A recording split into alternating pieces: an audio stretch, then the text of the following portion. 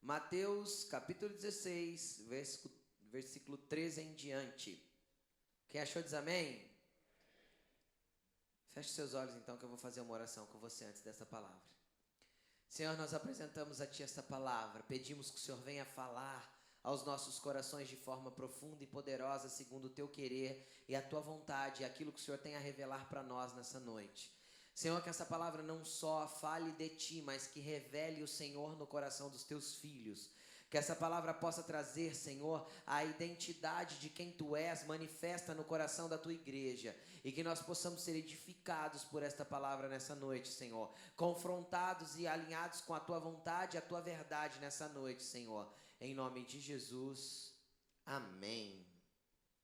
Mateus capítulo 16, versículo 13, diz assim: Chegando Jesus à região de Cesareia de Filipe, perguntou aos seus discípulos: Quem os outros dizem que o Filho do Homem é? Eles responderam: Alguns dizem que é João Batista, outros Elias, e ainda outros Jeremias, ou um profeta.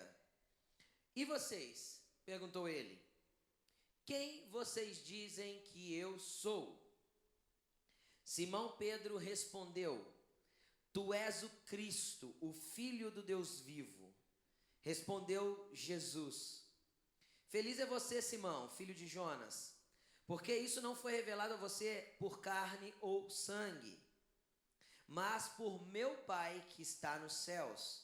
E eu digo que você é Pedro, e sobre esta pedra edificarei a minha igreja, e as portas do inferno não poderão vencê-la. Eu darei a você as chaves do reino dos céus.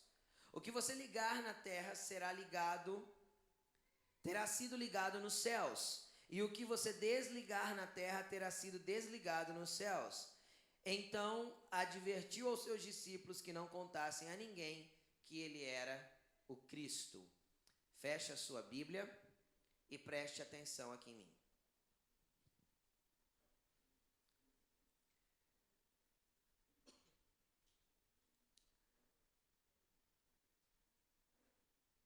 Jesus, ele chegou a uma cidade chamada Cesareia de Filipe, e essa cidade, historicamente dizendo, ela era o centro administrativo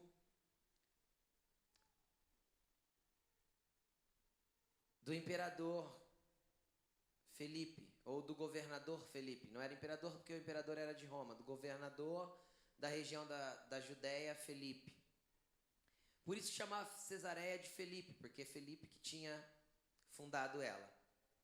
E ela era uma cidade até grande. E esse texto é uma das únicas vezes que fala que Jesus foi até essa cidade. E ela ficava bem ao norte da região da Judéia, uma cidade um quanto afastada. E quando ele chegou ali, ele se reuniu com seus discípulos e ele fez uma pergunta muito interessante, que nos fala muita coisa e que nos dá a direção de muitas coisas. Ele chegou nos discípulos e ele perguntou para os discípulos o seguinte: Quem os outros dizem que eu sou, ou que é o Filho do Homem? Ou seja, estava falando dele mesmo. Quem os outros dizem que eu sou? O que vocês têm ouvido a meu respeito e o que os outros dizem que eu sou? E aí eles responderam algumas respostas. Eles disseram: alguns falam João Batista, outros Elias, outros ainda Jeremias, ou um dos profetas, ou mais especificamente no grego, um profeta. E é interessante que essa pergunta eu gostaria de replicar ela para você nessa noite. Porque é muito interessante que nós venhamos a entender, como igreja de Jesus Cristo. Quem é a igreja de Jesus Cristo aqui diz amém. Como igreja de Jesus Cristo, que temos a incumbência de sermos discípulos, assim como esses discípulos eram discípulos de Jesus, nós também somos discípulos de Jesus. E esses discípulos entendiam o que as pessoas viam a respeito do Jesus que eles serviam e que eles seguiam. E hoje eu replico e jogo essa pergunta para você: o que as pessoas que você convivem falam a respeito do Jesus que você serve?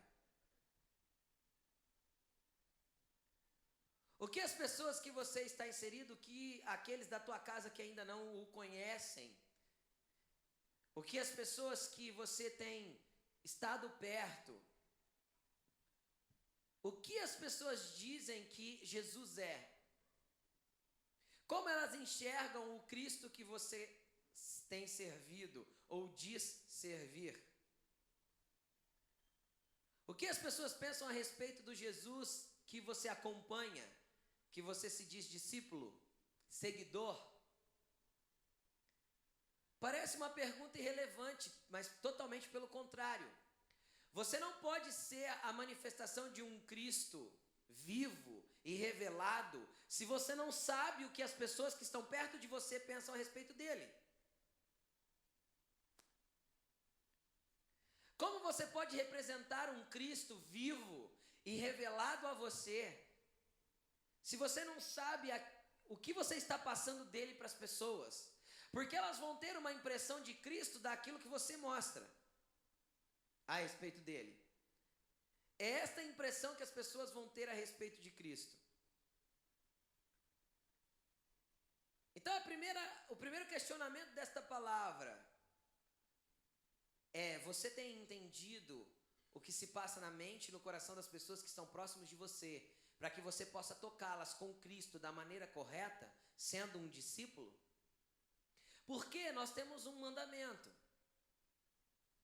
E é muito interessante que as pessoas acham que a incumbência de pregar o evangelho é para o pastor, ou para alguém que tem cargo na igreja, ou para um evangelista que vai para a rua.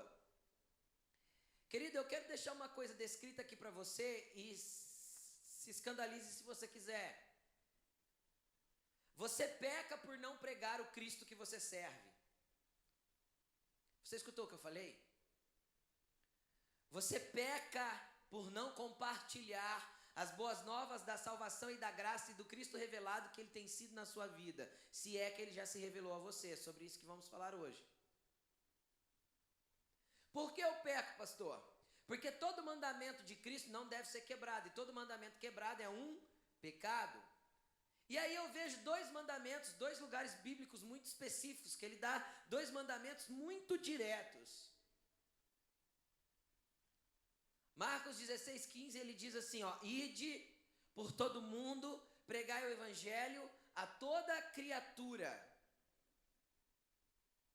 O interessante, eu nunca pesquisei isso no grego, qualquer hora eu vou parar para pesquisar, que é a língua que o Novo Testamento foi escrito. Foi escrito, não, a primeira tradução do Novo Testamento é o grego, é o que nós temos. Mas na língua portuguesa, a palavra ide, ela está no verbo imperativo afirmativo. Quem entende de língua portuguesa sabe o que eu estou dizendo. E o verbo imperativo afirmativo, ele não pode ser contradito. Ele é imperativo, ele impera, ele é uma ordem. E toda a ordem de Jesus Cristo para nós é o quê? Um mandamento. E se eu infringo um mandamento, eu peco. Então não fala de Jesus não, querido. Não fala não que você está pecando com isso. Porque você está deixando de cumprir uma ordem expressa do Cristo que você serve, que você se diz discípulo e que te tem sido revelado. Mas não é sobre isso que eu vou pregar nessa noite. Isso é só para você entender que você precisa manifestar o que Deus tem manifestado na sua vida, nos lugares em que você tem sido inserido. Porque Cristo usa e decidiu contar e usar você, contar com você e usar você para que a palavra dele seja manifesta onde você estiver. Agora, como eu prego Cristo? Falando. Pregue Cristo todos os dias, fale só quando precisar. É a sua vida que mostra Cristo. Amém? Vamos àquilo que eu quero começar a falar nessa noite. Eu quero falar a respeito de alguns tipos de pessoas que pode se encaixar com a nossa vida e de alguns tipos de forma de eu enxergar Cristo. O interessante é que quando perguntou, eles descreveram algumas coisas. Eles dizem assim, alguns dizem que o Senhor é João Batista, outros dizem que o Senhor é Elias ou Jeremias, ou se não, um dos profetas. Ou um profeta. E o interessante é que tem muitas pessoas nos nossos dias que enxergam Cristo desse mesmo jeito. Alguns enxergam Cristo como João Batista. Como assim, como João Batista? O que isso tem a ver? Normalmente, quando nós chegamos a Jesus, preste atenção no que eu vou falar. Quando nós somos novos na fé, quando nós começamos a andar com Jesus, quando nós começamos a querer entender quem é Jesus e queremos passar a caminhar com Ele, a gente enxerga Cristo como João Batista. O que é isso? O que isso quer dizer? Eu só enxergo Cristo através do referencial de uma pessoa. Eles enxergavam Jesus, mas com a referência de João, porque João já era um profeta que o nome dele já tinha sido divulgado e propagado naquela região, e ele foi considerado um homem de Deus e um profeta de Deus, e o batismo que ele fazia era um batismo poderoso. E o que se movia na vida de João Batista era algo poderoso, e até os fariseus reconheciam isso. Não reconheciam para aceitar, mas reconheciam que o povo reconhecia isso. Tinham João como profeta. O próprio Jesus questionou os fariseus com essa mesma pergunta. Quem vocês... Eu vou contar para vocês com que autoridade eu falo essas coisas, se vocês me disserem o seguinte: o batismo de João era de Deus ou era dos homens? Aí os fariseus tiveram que se calar. Por quê? Porque eles achavam que era de homens, mas o povo todo achava que era de Deus. Então, se eles falassem contra tudo aquilo que o povo pensava, eles iam ter problema com o povo.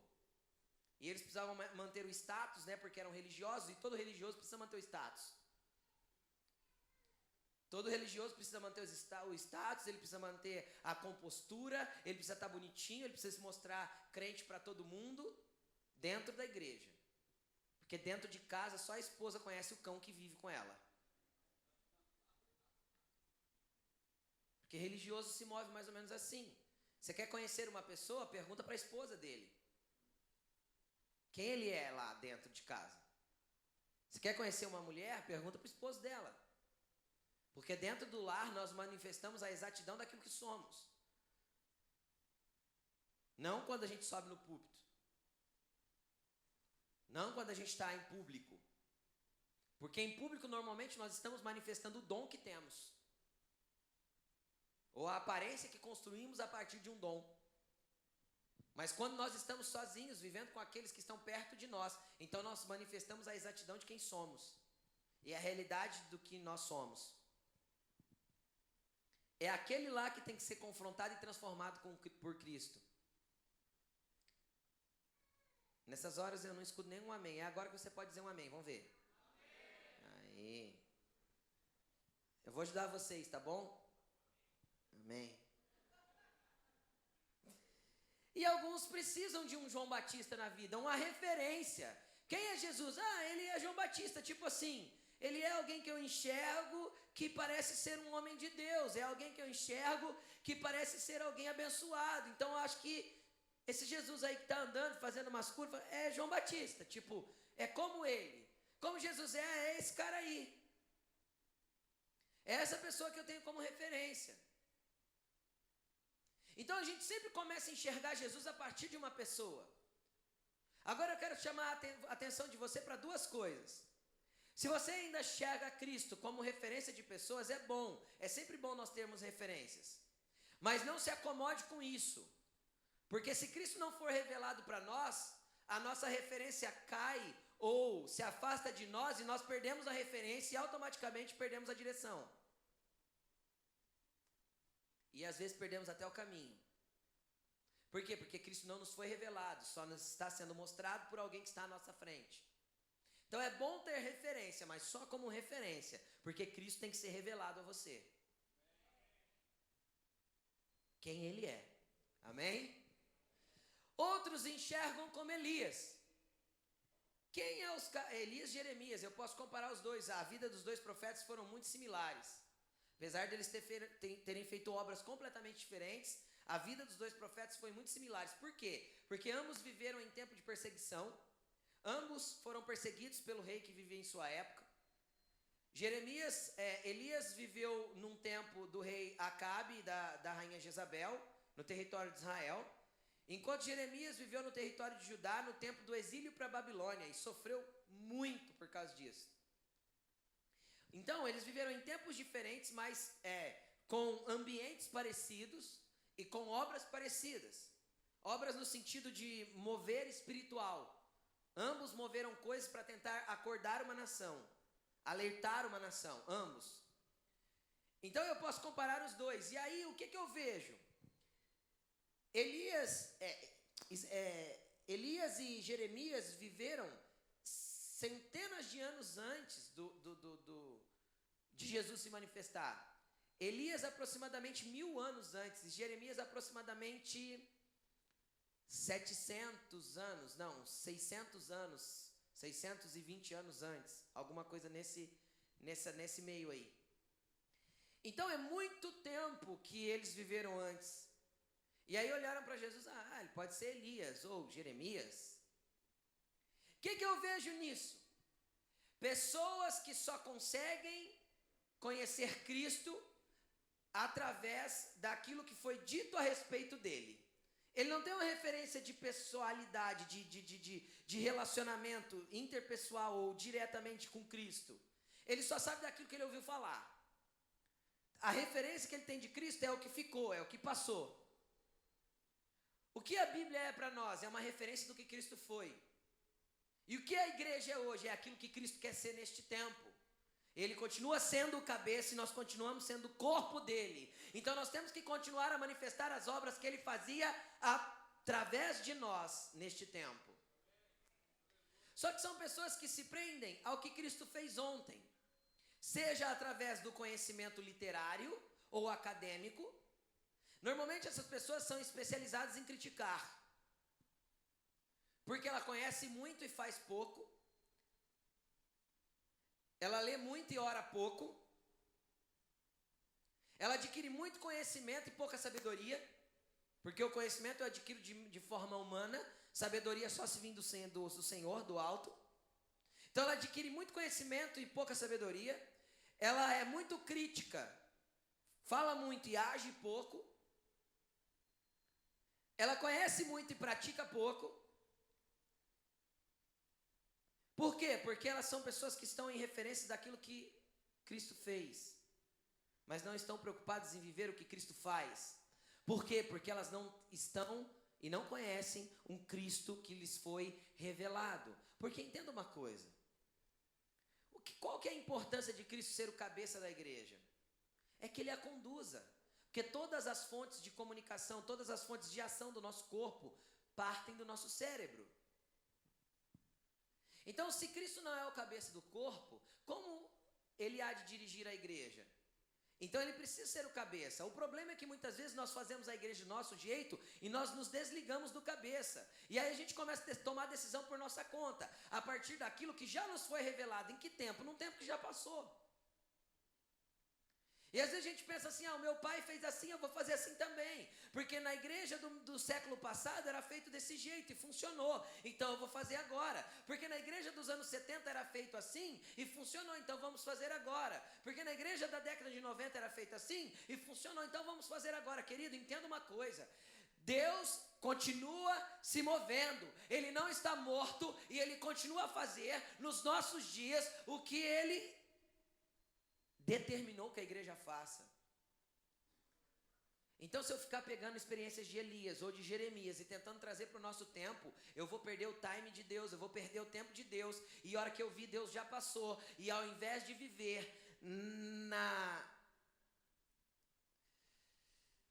na dependência do Espírito e andando junto com Cristo, eu vou apenas seguir rastros daquilo que Ele já fez. Eu não sei você, eu não quero seguir rastros. Eu quero andar ao lado dele, caminhar junto com ele.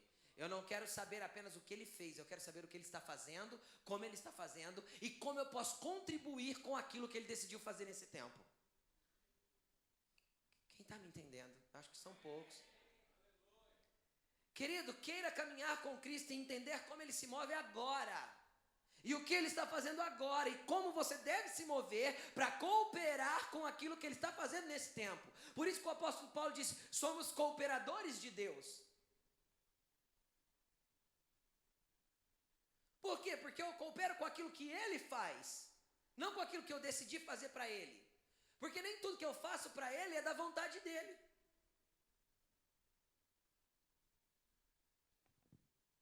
Ou você acha que é? Não, mas eu estou fazendo a obra de Cristo. Mas não é porque eu estou fazendo a obra de Cristo que é da vontade dele que eu faça. Às vezes você está se movendo só porque você acha necessário fazer. Isso, sabe como chama isso? Religiosidade. Ah, não, eu preciso fazer. Não, você precisa ir para o quarto orar e gerar aquilo que precisa ser feito. Você precisa engravidar daquilo que o Senhor quer que você manifeste na luz. Você precisa gerar no altar aquilo que Ele quer que você se manifeste para as pessoas. É tempo de nós nos preocuparmos mais em adorar a Cristo e conhecê-lo e ter a revelação de quem Ele é para nós, do que de nós nos movermos em programas e ações para que a gente tenha uma impressão de que a igreja está se movendo. Porque muitas vezes nós temos a impressão que a igreja se move quando ela faz muitos eventos. Para encher uma grade de programações, para parecer que as pessoas estão envolvidas nessa programação.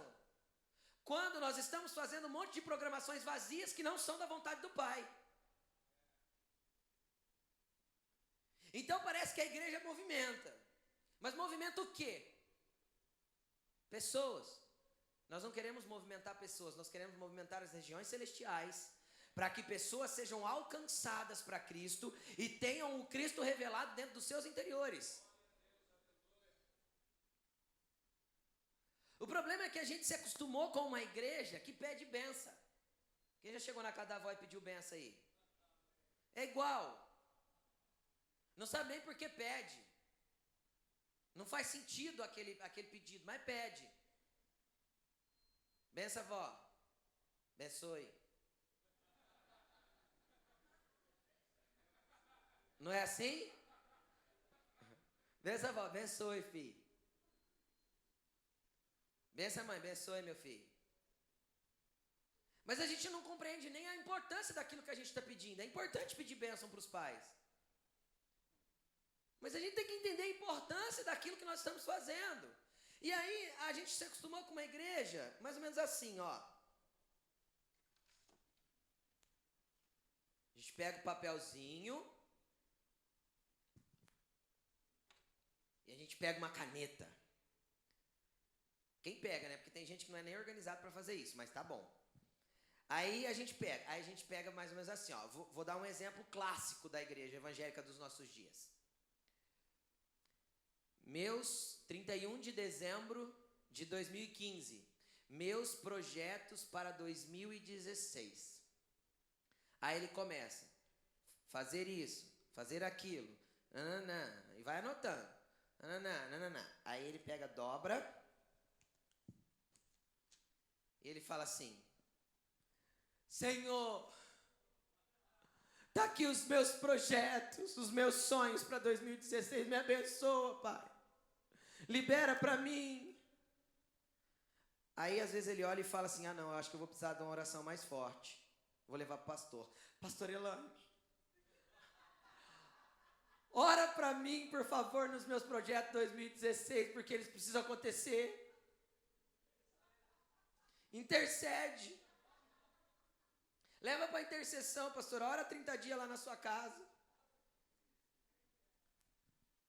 Então a gente se acostumou a uma igreja que pede benção daquilo que eu estou fazendo. Então eu faço e peço benção. Não é assim? Eu começo e peço para Deus abençoar. Eu inicio e peço para Deus: Deus, me ajuda a dar continuidade. Querido, não é assim que os filhos de Deus devem se mover. Não é assim que uma igreja que conhece o Cristo revelado deve se mover. Não é. E em nome de Jesus Cristo eu libero que essa igreja aqui não se move mais assim. É só a igreja lá da Escócia que faz isso. Essa não mais. Como nós devemos nos mover? Querido, pega a folha e deixa em branco. Aí você vai para o quarto, põe a cara no pó, consagra um jejum e fala assim: Pai, como o Senhor quer que eu me mova no ano de 2016? Quais são os seus sonhos para mim? Quais os seus projetos para mim? O que o Senhor tem para mim para esse ano? O que o Senhor tem para mim para este tempo? Senhor, eu tenho no meu coração abrir uma empresa, eu devo, eu posso, é do teu agrado? O Senhor tem propósito nisso? Ou é só para eu me sentir bem e falar que eu tenho uma empresa?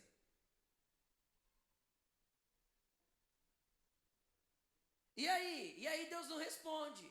E aí o que é que você faz? Não faz, porque Ele não respondeu. Até que Ele responda. E esteja preparado para o não de Deus. Porque quando eu começo a ouvir o não de Deus, começa a mostrar que eu estou começando a ficar maduro nele. Porque criança que não sabe ouvir não. Adulto sabe. O adulto já vai assim, ó, eu já chego com o não. O não eu já tenho. Se o sim vier, é ótimo. Adulto tem essa consciência. A criança não. A criança falou não para ela, ela começa a espernear dentro do mercado. Eu quero. Dá vontade de abrir o pacote e enfiar na garganta. Então, come então. Você tenta explicar que não pode abrir o pacote dentro do supermercado, mas não entende. Porque criança não sabe ouvir não. E criança espiritual não sabe ouvir não. E aí Deus fala não. Que queria. E aí você começa a identificar que nível de maturidade cristã você tem, o quanto Cristo está sendo revelado para você ou não. Deixa a folha em branco e projeta com Ele. Coloca pautas. Orar pela empresa, ou seja, eu devo ou não? Orar pela troca do carro. Você ora? Se for da vontade de Deus, tudo vai dar certo. Se não, ai, pronto. Mas projete com Ele, junto com Ele. Porque às vezes você está querendo comprar uma casa e ele fala assim, não é tempo de comprar casa, abre uma empresa. Ah, você vai ficar rico. Se Ele te mandar abrir empresa, Ele vai te prosperar. É simples assim. Ou você acha que é mais espiritual ter uma empresa ou ser um pastor? É mais espiritual trabalhar ou servir no ministério o dia todo? É tão espiritual quanto, desde que você leve Cristo com você aonde você estiver e que você projete tudo com Ele. É assim que Deus faz. O problema é que a gente se acostumou a ser uma igreja piduncha e abençoa o que eu estou fazendo. Não. O que o Senhor quer que eu faça? Como o Senhor está se movendo? Para de ser o crente Elias. Quem que é Cristo para você? Ah, é Elias, é Jeremias, tipo... Vocês entenderam? Todos os homens bíblicos que construíram grandes coisas diante de Deus, foi porque eles ouviram Deus e agiram conforme Deus estava falando. Analisa a Bíblia para você ver. Hoje de manhã o Fernando ministrou uma palavra para a gente. Felipe entendeu. Felipe, eu achei muito interessante isso que ele falou hoje de manhã. Vou pegar um gancho, Fer. Felipe estava no meio de um avivamento poderoso. Gente sendo curada, gente sendo batizada no Espírito Santo. Gente, pensa num avivamento poderoso que Felipe estava movendo, porque ele estava se movendo com Deus. Ele estava sendo usado. Gente sendo salva, gente sendo batizada, curada. O poder, o fogo estava caindo. Pensa numa região inteira que estava sendo salva por causa de Felipe. De repente Deus fala assim, Felipe, sai da onde você está, pega o caminho pelo deserto que vai até Gaza. Tipo, sai do meio do povo, vai para o meio do nada. Eu acho que eu questionaria o Senhor. Senhor, o Senhor tem certeza? Eu estou fazendo um negócio que o negócio está tão poderoso, ó. O fogo está descendo, Deus. Tem um monte de gente sendo salvo. Você quer que eu paro tudo aqui e vou para o deserto? Não, essa é coisa da minha cabeça. Vou ficar aqui mesmo. O tempo de Deus foi perdido, entendeu? A estação que Deus tinha para Felipe teria sido perdida. O que ele fez? Obedeceu. E de repente ele encontra uma carruagem no meio do caminho. Quem que era? Um eunuco. Mas eu estava lá, Senhor, salvando um monte de gente. Mas era um eunuco que tinha que ser salvo naquele tempo. Por quê? Porque um eunuco salvo na Etiópia vale mais do que um monte de crente num lugar que já existe. O Evangelho. Quem era mais importante? Ali um monte ou um eunuco salvo? Levando o Evangelho para a Etiópia. Aí ele corre atrás da carruagem. Já pensou Deus tirar do avivamento para te pôr para correr atrás da carruagem? A pé. Imagina os cavalos pocotó, pocotó e você pocotó, pocotó atrás.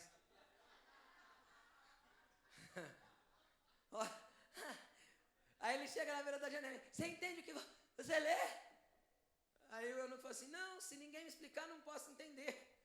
Quase que o Felipe falou assim, para essa carruagem, deixa eu entrar, abençoado. Correndo atrás do deserto, velho. Vai lá, correr no deserto. Às vezes Deus vai mandar separar tudo por causa de um. Você consegue entender? Então nós não podemos ficar presos naquilo que estamos fazendo. Deus se move por estações. O importante não é o que a gente faz, é o que a gente ouve e obedece. É entender o que Ele quer que nós façamos e onde Ele quer que nós venhamos a nos mover. Isso é mais importante que fazer. Porque se eu faço quando Ele não me deu direção para fazer, glória a Deus. Mas se eu faço só porque eu quis fazer, aí pode ser que dê errado. Mas vamos continuar. Aí ele fala que alguns diziam, um profeta. O que é isso? As pessoas que reconhecem Cristo assim, ó. Você para lá no calçadão da cidade e fala assim, ó. Vai em qualquer shopping, começa a entrevistar as pessoas.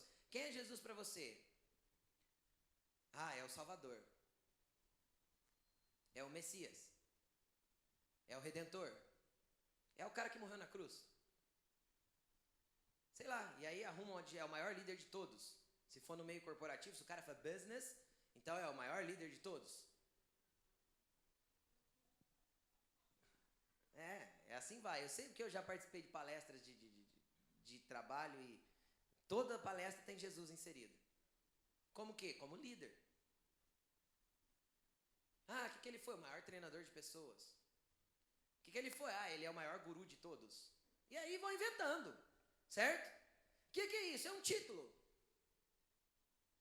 É um profeta. Entendeu? Uns dizem João Batista. Os outros dizem um profeta, tipo alguma coisa que me recorda do passado. Outros dão um título.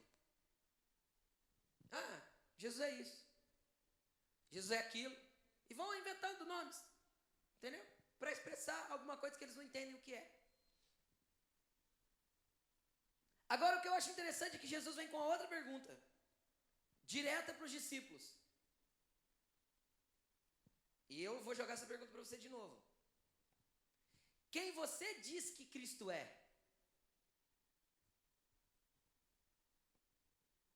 Quem você diz que Cristo é? Ele perguntou para os discípulos, quem vocês dizem que eu sou? Fala aí. Graças a Deus só Pedro falou. Que eu acho que se os 12 começassem a falar em sequência ia sair tanta bobeira. Acho de verdade, falo sério. Eu acho que nem todos ali tinham compreensão de quem ele era. Pode ser que Pedro e mais alguns já tinham. Mas eu não acho que todos. Então, Pedro pega e toma a palavra, como sempre. Pedro é o falante da turma, né? Pedro é o porta-voz de todos. Então, tinha que perguntar alguma coisa para Jesus e os outros cutucavam Pedro. Pedro, pergunta para o Senhor. É assim. Né? Se você pegar na Bíblia e disse Pedro, você vai achar umas mais de 100 vezes, eu acho. Aí você pegar e disse João, tem algumas vezes. E disse Felipe, mais algumas. E disse Tiago, bem pouquinho. Mateus, nunca disse. Mas escreveu. Então tem gente que nunca disse, mas Pedro dizia. E aí Pedro disse, né? Já que ele é o cara que diz, ele disse. Tu és o Cristo, o Filho do Deus vivo. E o que me impressiona é o que Jesus fala para ele. Pedro, não foi gente que te revelou, não foi uma palavra que te revelou, não foi um congresso que te revelou isso, não foi ninguém explicando eu para você que te revelou isso. Isso foi o próprio Pai Celestial que te revelou. Então isso me mostra que a revelação de quem Cristo é para mim e de quem eu sou nele não pode vir de homens, mas unicamente e exclusivamente do Espírito Santo que habita em mim. Então eu posso viver uma vida inteira na igreja e não conhecer Cristo e não saber quem Ele é, a não ser com as referências que nós acabamos de dar. Uma referência humana, ou uma referência escrita, ou um título, mas não uma revelação de quem Ele é. E Jesus falou: Pedro, foi o Pai que te revelou. E por que Ele falou o Pai e não o Espírito Santo? Porque até então o Espírito não tinha vindo sobre a terra. Hoje nós temos o Espírito que quer nos revelar quem Cristo é. E enquanto eu tentar conhecer Cristo com a minha mente, eu vou continuar a só saber algumas coisas sobre Ele. Mas quando eu tento conhecer Cristo através do Espírito que habita em mim, ligado ao meu espírito humano, então eu tenho uma revelação de quem Ele é. Pastor, onde tem isso na Bíblia? É muito simples. 2 discípulos no caminho de Emaús andavam com quem? Com Jesus. Eles viveram com Jesus na terra o tempo todo, eles eram discípulos. Eles conheceram Jesus ressurreto? Não, porque ali não adiantava mais conhecê-lo de forma visível. Eles tinham que reconhecer com seu espírito quem era ali que estava andando com eles. Eles andaram o dia inteiro com Jesus e não reconheceram Jesus. Mas quando eles sentaram para fazer o quê? Comer o pão. O que é isso? Isso é compartilhar com Cristo a minha intimidade. Só come comigo quem eu conheço, não é? Você come com estranhos? Você leva estranhos para comer na sua casa? Aí eu vou lá para Apocalipse 3:20. Jesus diz para quem? Para a própria igreja: eis que estou à porta e bato. Não está falando isso não é para o ímpio. É a carta de Jesus a uma igreja, não está falando para o que não conhece Cristo. Eis que estou à porta e bato. Fala para você hoje: se você ouvir a minha voz e abrir a porta, eu entro para quê? Para comer com você e você comer comigo. Eu quero me revelar quem eu sou na tua vida, para que você entenda quem você é em mim. Do mesmo jeito que Ele se revela a mim, eu passo a entender quem sou nele. Por quê? Porque Ele vai gerar identidade em mim. Então eu já não me preocupo mais com provar alguma coisa de quem eu sou, nem tentar conquistar algo para provar o que eu sou, nem tentar, sei lá, ter uma faculdade ou ter uma empresa ou fazer isso ou aquilo para tentar provar o meu valor. Porque todo o meu valor, toda a minha existência, tudo o que sou e tudo o que tenho está nele. Porque Ele gerou identidade em mim e eu nele, e nós comungamos de uma revelação mútua. Quem Ele é em mim e quem eu sou nele, isso me é revelado. Então quando me é revelado Cristo, eu já não ando mais só por referências. Eu tenho referências, mas não para mostrar Cristo para mim. Vocês conseguem entender? Porque Cristo já está em mim, eu já sei quem é Cristo que vive em mim. E eu vivo com Ele. E a vida que agora vivo na carne, vivo na fé do Filho de Deus. É isso que Paulo estava dizendo. Tipo, eu não vivo para mim. Por que eu não vivo para mim? Porque eu não sou mais meu. Eu sou dele. E esse é o maior nível de liberdade. Eu falei isso sexta-feira numa palavra que eu ministrei. O maior nível de liberdade que um homem pode viver é quando ele entende que ele está totalmente morto para ele mesmo. É quando ele mergulhou totalmente na revelação de quem é o Cristo. Por quê? Por que é liberdade? Porque eu já não me preocupo com o meu carro. Por que eu não me preocupo com o meu carro? Porque o meu carro não é meu, é dele. Porque tudo que eu tenho é dele. Nem com a minha casa, nem com a minha família. Minhas preocupações se vão. Por quê? Porque toda a minha dependência está nele. Então eu sou livre. Sou livre para tê-lo mais, para buscá-lo mais, para amá-lo mais, para querê-lo mais e para ir cada dia mais fundo nele. Esse é o maior nível de liberdade que uma pessoa pode viver.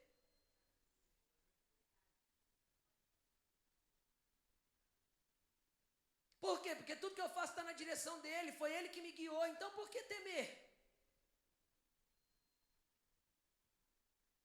Se eu tenho que viajar, ele está comigo. E se eu vou ficar, ele está comigo também. E se eu construir a minha casa no mais alto, ele também está lá. E se eu colocar a minha cama entre os mortos, nas profundezas, ele continua comigo.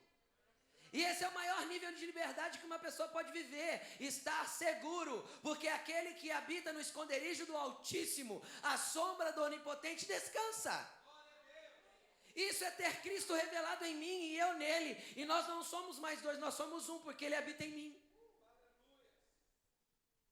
Pedro entendeu a revelação de quem era o Cristo. O problema é que você, até hoje, às vezes você viveu com Cristo só mental. E tem gente tentando entender Cristo com estudos. Pode buscar estudo tanto que você quiser, filho. Você nunca vai entender Cristo.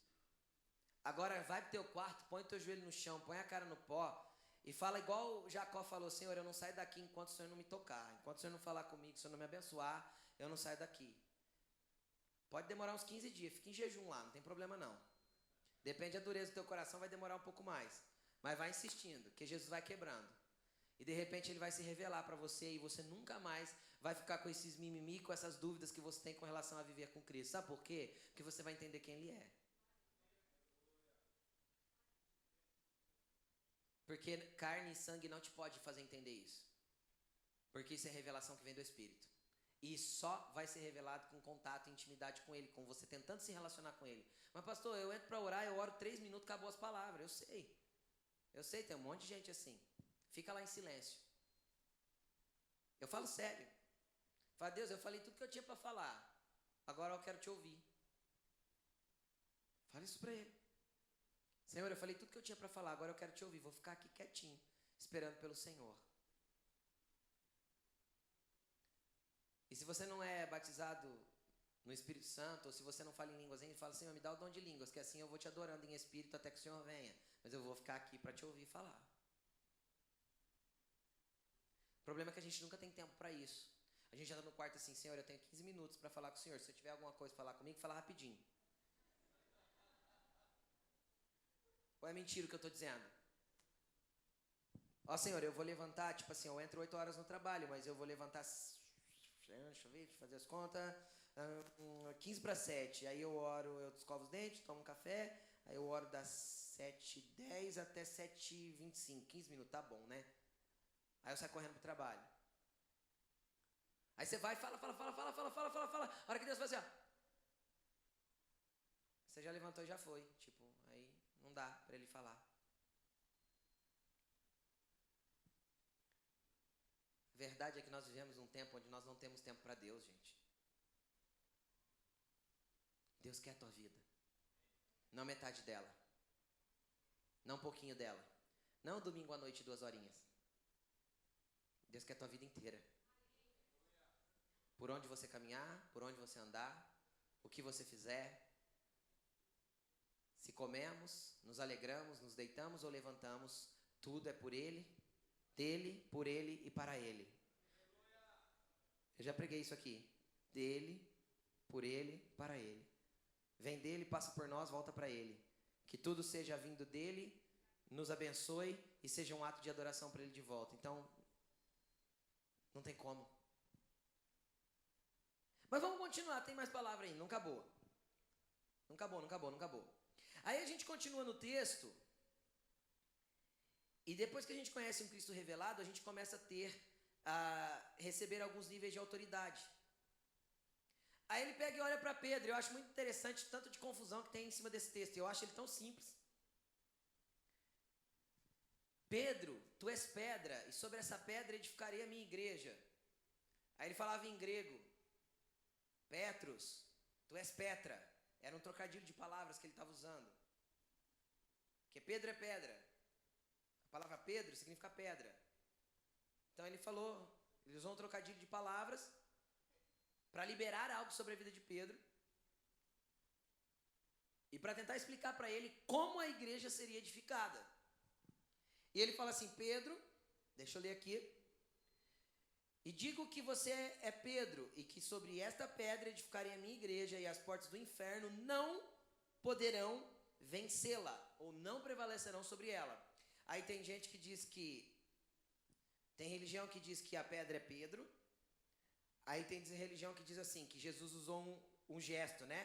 Como a Bíblia não retrata gesto, que é tipo assim, ó: Pedro, você é pedra, mas sobre esta pedra eu edificarei a minha igreja. Ele estava falando dele mesmo. Nenhum nem outro. É muito simples. O que tinha acabado de acontecer? É o texto dentro do contexto. O que tinha acabado de acontecer? Pedro teve uma revelação de quem Cristo era.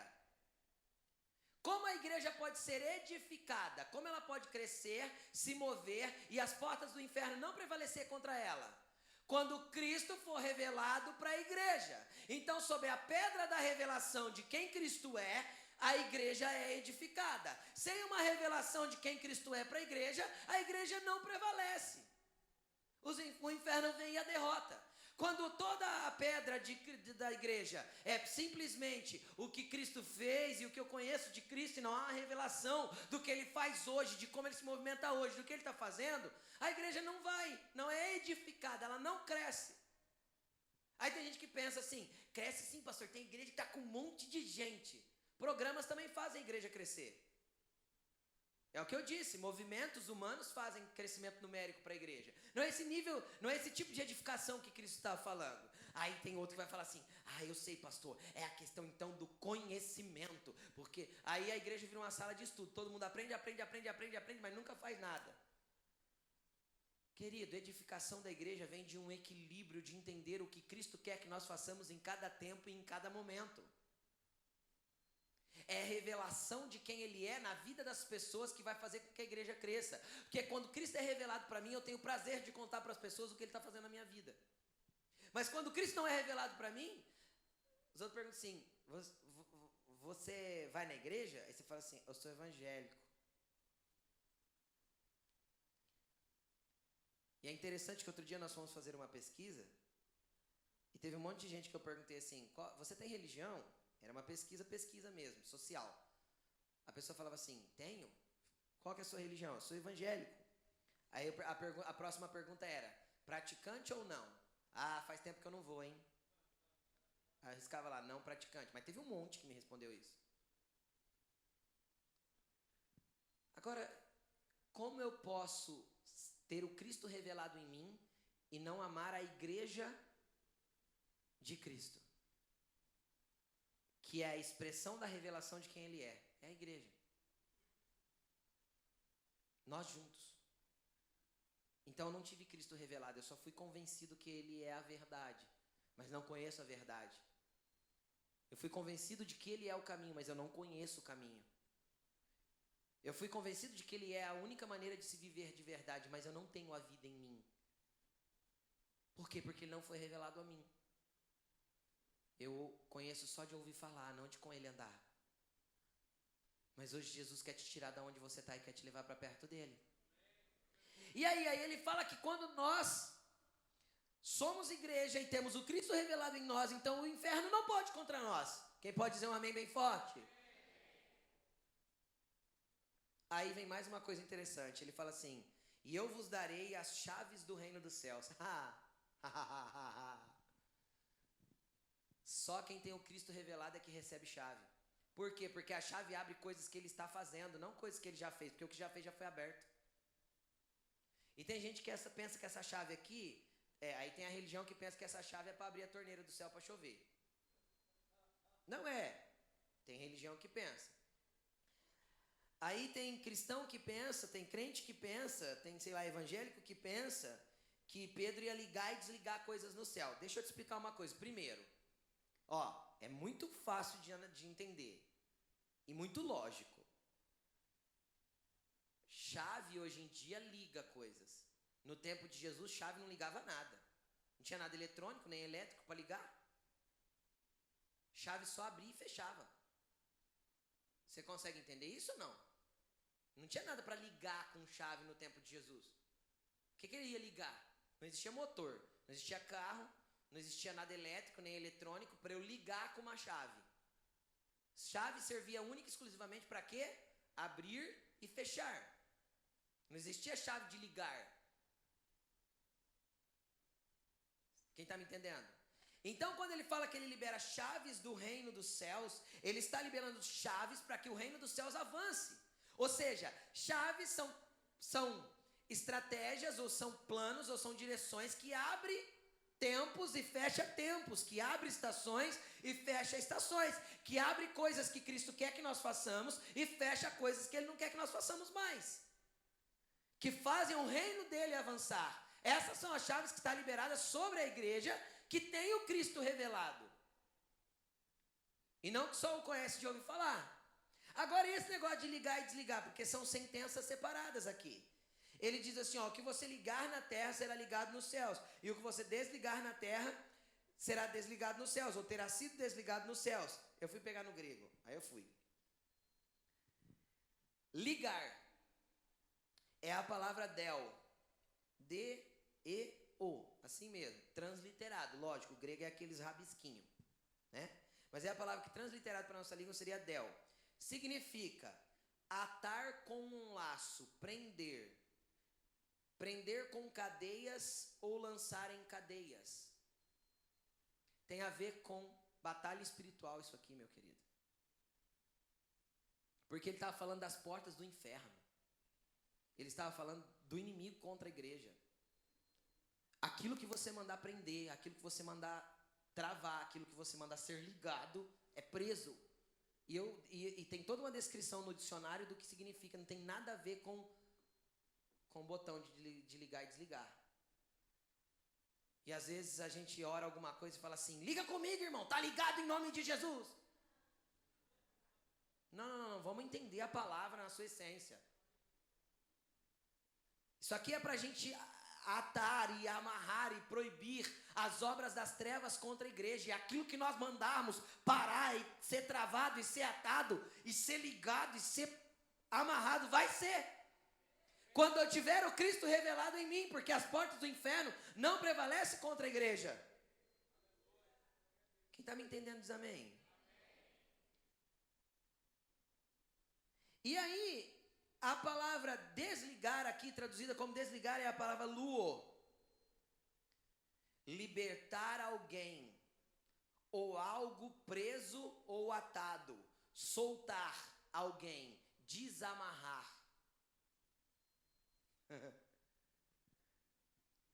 Quando você entender que o Cristo revelado na tua vida é poderoso, não vai ficar mais cativos perto de você, porque você vai ter autoridade para trazer liberdade aos cegos. E aí eu vou lá para Lucas capítulo 4. Eis que o Espírito do Senhor está sobre mim, pelo que me ungiu para pregar boas novas aos cativos, colocar em liberdade os oprimidos, trazer vista aos cegos.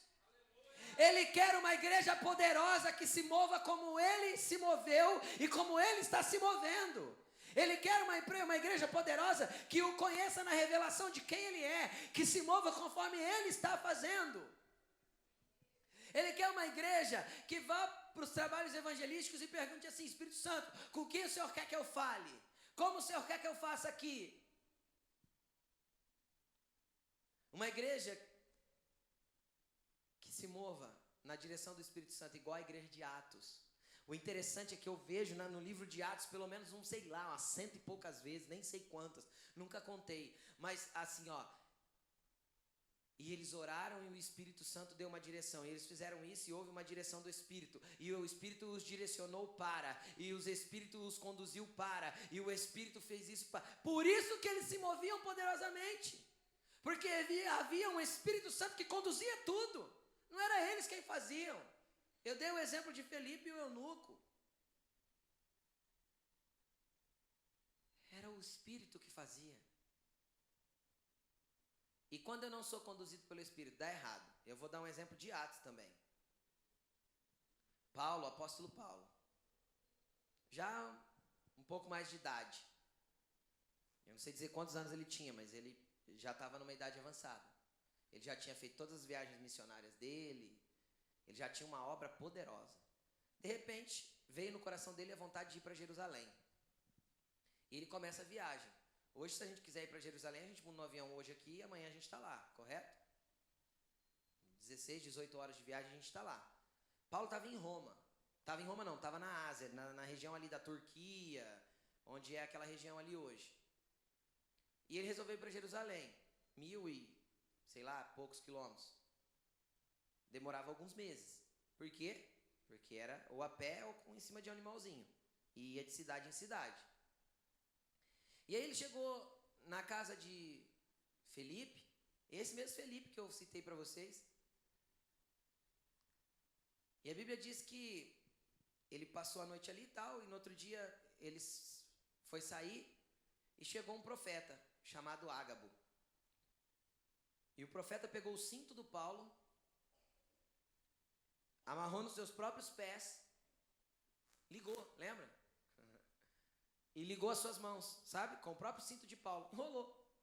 E falou assim: assim diz o Espírito do Senhor. Isto acontecerá ao dono deste cinto se ele prosseguir na viagem que está a fazer. Qual que era a direção do Espírito? Não vá. Você vai ser preso. Paulo bateu no peito e falou assim: eu estou pronto para ser preso e até para morrer por Cristo. Aí o Espírito Santo falou assim, ó. Então tá, né? Paulo foi para Jerusalém. Aí ele passou por acho que 2 ou 3 dias de purificação, porque para poder entrar no templo judaico, quando você chega de uma terra de gentios, você teria que fazer uma purificação. É um ritual judaico, da religião judaica. Tem que se lavar, é todo um ritual. E ele se purificou, não lembro se 2 ou 3 dias, acho que foi 3 dias, e ele entrou no templo de Jerusalém, para adorar a Deus. Quando ele entrou, ele foi preso. Ele entrou e foi preso. Sabe quantos anos demorou para ele sair da cadeia? Nunca mais saiu. Morreu preso. De Jerusalém ele foi transferido para Antioquia, se eu não me engano. De Antioquia ele apelou para César. César era o imperador. Ele foi transferido para Roma. E diz os estudos que ele morreu no Coliseu, brigando com um leão lá, com sei lá que é mais bicho que ele brigou, e comeram ele. Né? Então, por quê? Porque ele não recebeu a direção. Uma decisão errada, querido, pode te levar para o Coliseu. Uma vez que o Espírito fala com você e você desobedece a orientação, pode te levar para o lugar errado. Às vezes dá tempo de voltar. Às vezes Deus dá uma outra chance. Deus permite que você refaça o caminho. No caso de Paulo, não foi possível. Então, querido, tenha a direção do Cristo revelado na tua vida. Porque quando você não conseguir ouvi-lo, Deus vai mandar um profeta. Só porque um dia você conheceu ele de forma íntima. Mas Deus vai enviar a forma de te alertar. Ó, não vai por aí não é esse caminho que eu tenho para você. Não faça isso. Só não fique brigando contra Deus para colocar a tua vontade em primeiro lugar. Porque o Senhor tem te incumbido de autoridade. Se você conhecer o Cristo revelado, e hoje Ele quer se revelar a você. E você pode viver uma vida inteira na igreja e você não conhecer o Cristo revelado. Infelizmente. Você pode continuar vendo Cristo como João Batista. Eu tenho uma referência, alguém que fala, eu ouço, alguém que me direciona, alguém que eu fico com dor de cabeça, eu peço oração, alguém que eu tenho que tomar uma decisão, eu vou conversar com ele. Pastor, ajuda eu aqui, o que eu faço? Não tem problema, nós estamos aqui para ser uma referência para você. Até que Cristo seja revelado no teu interior. Por isso que o apóstolo Paulo disse para a igreja de Gálatas: eu estou orando, porque novamente eu estou tendo que gerar vocês em Cristo. O que é gerar em Cristo? É para que Cristo seja gerado dentro de vós, ele disse. Porque a pessoa só vai entender quem é Cristo quando Cristo for gerado dentro dela. Coloque-se de pé.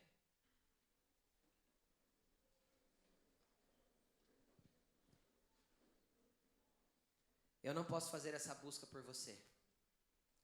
Mas hoje Cristo está aqui e Ele quer se revelar a você. Hoje o Senhor está neste lugar e Ele quer se revelar a você como Ele é. Para que você possa dizer: Senhor, Tu és o Cristo, Filho do Deus vivo. E eu te conheço agora, Senhor, de andar contigo. E só você que precisa de uma revelação de quem é o Cristo, para que você caminhe com Ele de forma mais íntima, mais profunda, mais nele, para que você projete com Ele, viva com Ele. Sai do teu lugar e vem até aqui na frente. Vem, porque hoje o Senhor quer se revelar a você. Ele quer que você venha entender quem Ele é e você venha viver com Ele de forma profunda e íntima. Sai do teu lugar e vem aqui. Porque o Senhor quer se revelar a você nessa noite de forma profunda, de forma íntima. Eu não posso fazer essa oração por você, mas comece a falar com o Cristo agora. Comece a falar com o Senhor. Senhor, até hoje eu te conhecia de um jeito ou de outro. Comece a expressar a forma que você o conhecia até hoje. Até hoje eu te conhecia desse jeito ou daquele jeito. Até hoje eu te conhecia de uma forma ou de outra forma. Mas, Senhor, hoje eu quero te conhecer de forma íntima e profunda. Fale isso para Ele agora. Senhor, eu quero te conhecer de forma a entender quem o Senhor é em mim e quem eu sou em Ti. Comece a falar para Ele: Senhor, se revela a mim, porque eu quero me mostrar ao Senhor com tudo que sou e com tudo que tenho. E eu não quero viver mais de forma superficial, um evangelho, Senhor, de forma superficial. Eu quero mergulhar em Ti. Mergulha no Senhor hoje. Senhor, eu abro a porta, entra e vem comer comigo. Entra e vem comer comigo, Senhor.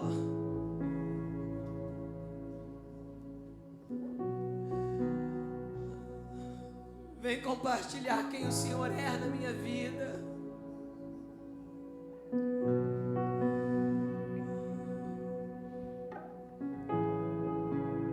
Vem compartilhar quem o Senhor é na nossa vida, Pai.